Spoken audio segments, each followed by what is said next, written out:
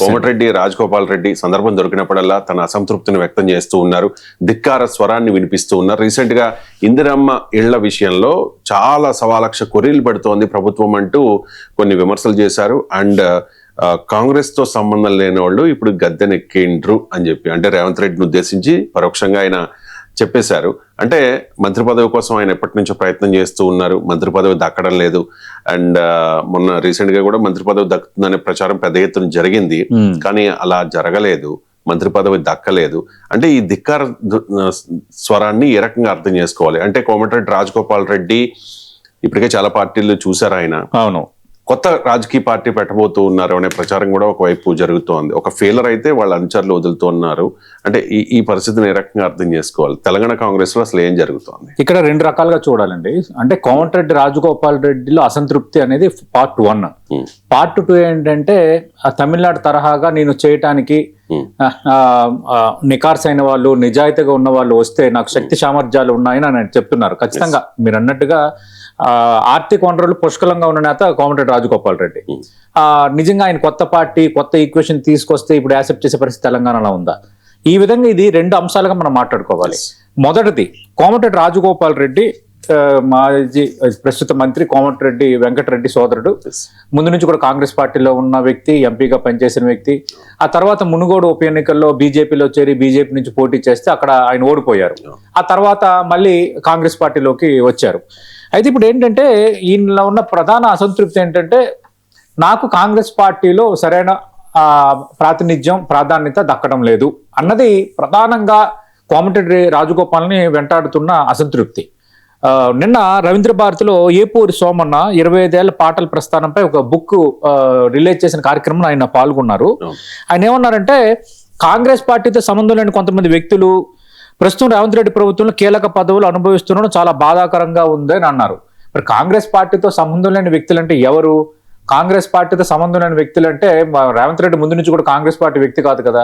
రేవంత్ రెడ్డి అనే వ్యక్తి ఒక బీఆర్ఎస్ నుంచి స్టార్ట్ అయ్యి తర్వాత తెలుగుదేశం పార్టీ నుంచి ఇప్పుడు కాంగ్రెస్ పార్టీ పిసిసి అధ్యక్షుడే సీఎం అయ్యారు.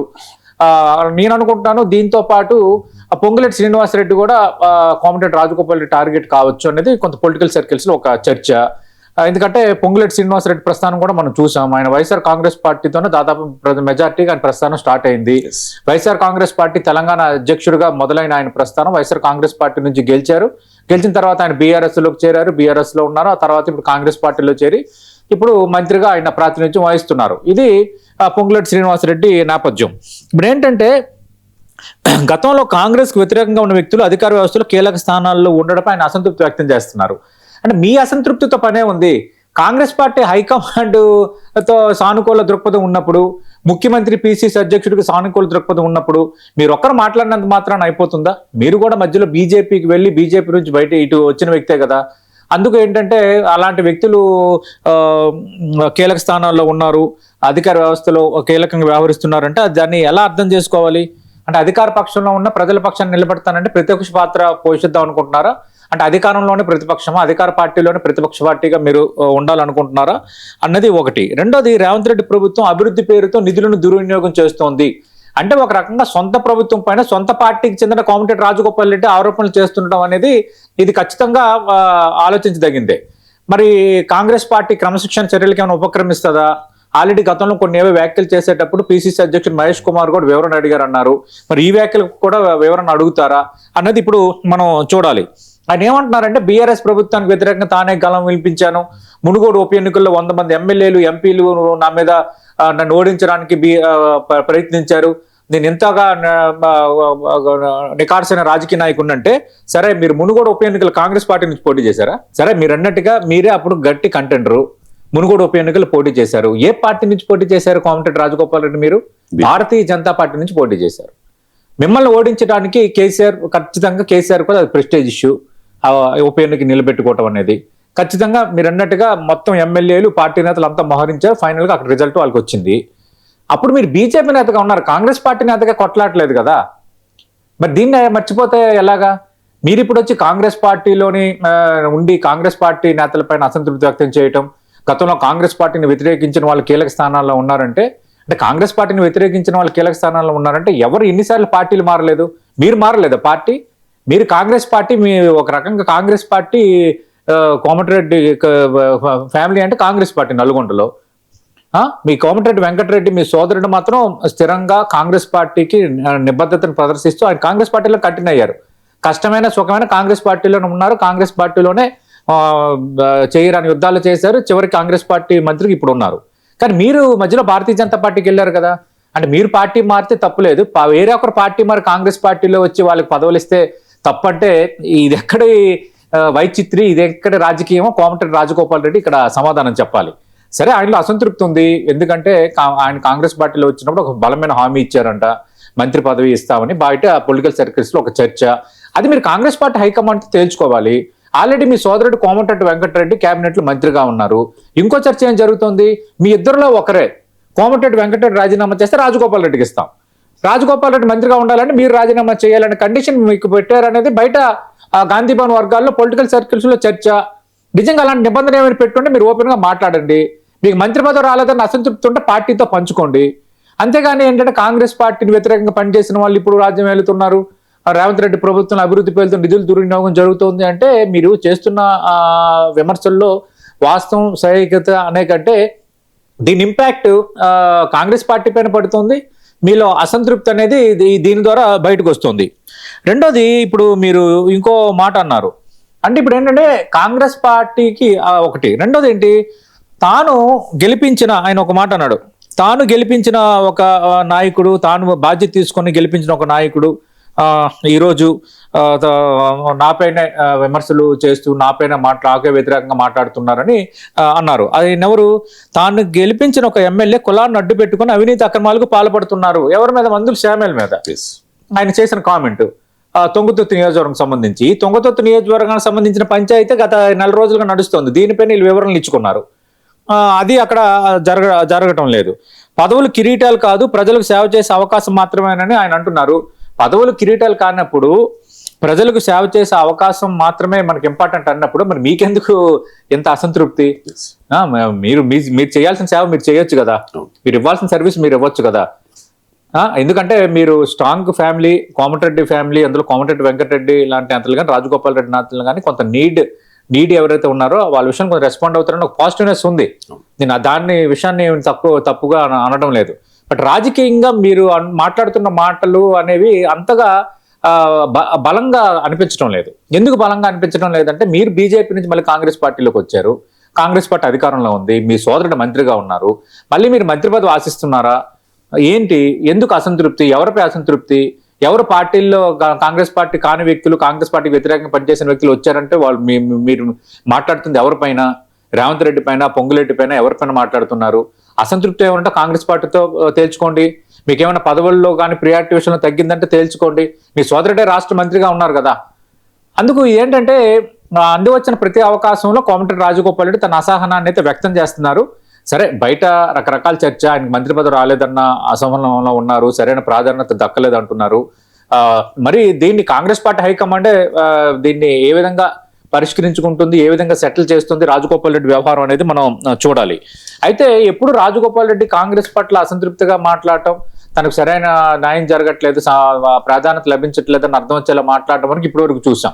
కానీ ఇప్పుడు కొత్తగా ఆయన తమిళనాడు తరహాలో మార్పు అంటూ ఒక వ్యాఖ్య చేస్తున్నారు. ఆయన ఏంటి, తనకు ప్రాధాన్యత ఇవ్వకపోతే ప్రత్యామ్నాయ శక్తిగా మారుతానన్న అంశాన్ని ప్రస్తావిస్తూ ఆయన స్పెసిఫిక్గా ఏమన్నారంటే, నిజాయితీ కలిగి అంకిత భావంతో పనిచేసే నాయకులు తన వెంట వస్తే తమిళనాడు తరహాలో తెలంగాణ రాష్ట్ర రాజకీయాల్లో మార్పు తీసుకురాగలని ప్రస్తుతం కాంగ్రెస్ పార్టీ ఎమ్మెల్యే కూడా రాజగోపాల్ రెడ్డి అంటున్నారు.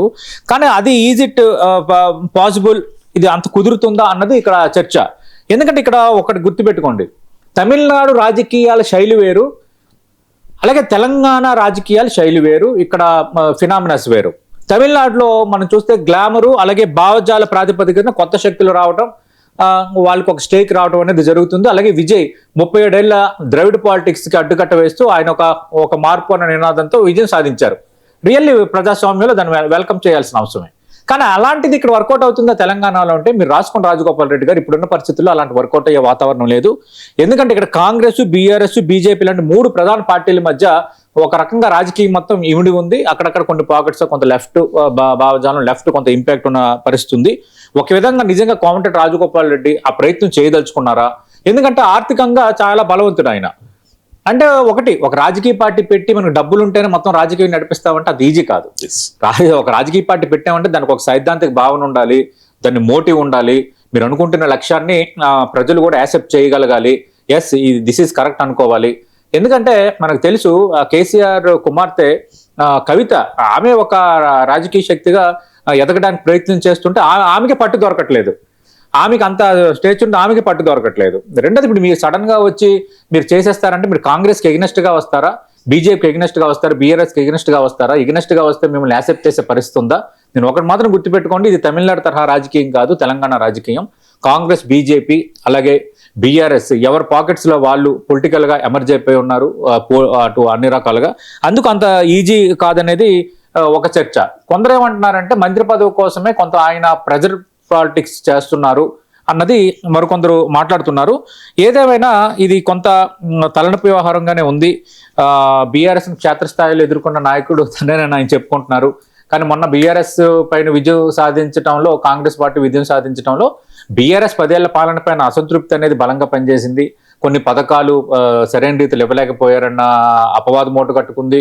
అంతకు మించి యూత్ ఉద్యోగాల కల్పన విషయంలో విపరీతమైన వ్యతిరేకత బీఆర్ఎస్ పై కనిపించింది.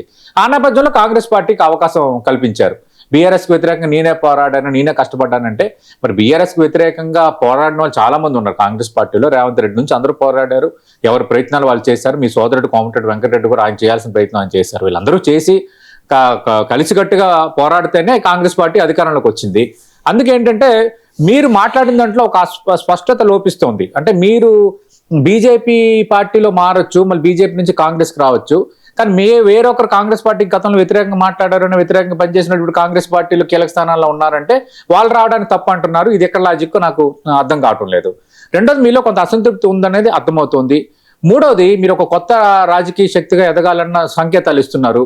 అది అంత ఈజీగా తెలంగాణ పాలిటిక్స్ లో కుదిరే అంశం కాదనేది మీకు కూడా తెలిసిన విషయమే. మీరు కూడా సీనియర్ పొలిటీషియన్, అన్ని ఈక్వెషన్స్ తెలుసు, ఎత్తుగడలు వేయటంలో కూడా కోమటిరెడ్డి బ్రదర్స్ దిట్ట. మనిషి పరంగా కూడా కోమటిరెడ్డి రాజగోపాల్ రెడ్డి కానీ, కోమటిరెడ్డి వెంకటరెడ్డి కానీ సచ్ నైస్ పర్సన్స్. నేను ఇందాక చెప్పినట్టుగా వాళ్ళ రిసీవింగ్ కానీ, కొంత నీడీకి విషయంలో రెస్పాండ్ అవ్వడంలో కానీ చాలా పాజిటివ్ గెస్చర్ అయితే వాళ్ళకి ఉంది. బట్ రాజకీయంగా అయితే ఈ సమస్య అనేది ఉంది. మరి నిజంగా మీకు మంత్రి పదవి కావాలనుకుంటే ఈ చిక్కు కూడా ఉంది కదా. మా కోమటిరెడ్డి వెంకటరెడ్డి మీ సోదరుడు ఉన్నారు కాబట్టి మీ సోదరుడు కాకుండా మళ్ళీ మీకు ఇచ్చే వాతావరణం ఉంటుందా? అదేదున్నా మీరు హైకమాండ్తో తేల్చుకోవటమే అనేది కరెక్టు. లేదు ఇంకా కాంగ్రెస్ పార్టీ పిల్లలు నేరుగా మాట్లాడటం అనేది అది మీ ప్రభుత్వానికి నష్టం కలిగించే చర్య. మరి దీనిపైన పిసిసి అధ్యక్షుడు మహేష్ కుమార్ గౌడ్ వివరణ కోరుతారా? ఇప్పటికే తుంగతుర్తి పంచాయతీ విషయంలో అటు ఇటు 2 వర్గాలు వివరణ ఇచ్చే ఇప్పుడు ఈ విధంగా ఇప్పుడు మాట్లాడటం అనేది కొంత తెలంగాణ పాలిటిక్స్ లో ఎర్మార్క్ అవుతుంది. విపక్షాలకి ఇది ఒక పెద్ద అస్త్రంగా మారే అవకాశం ఉంది.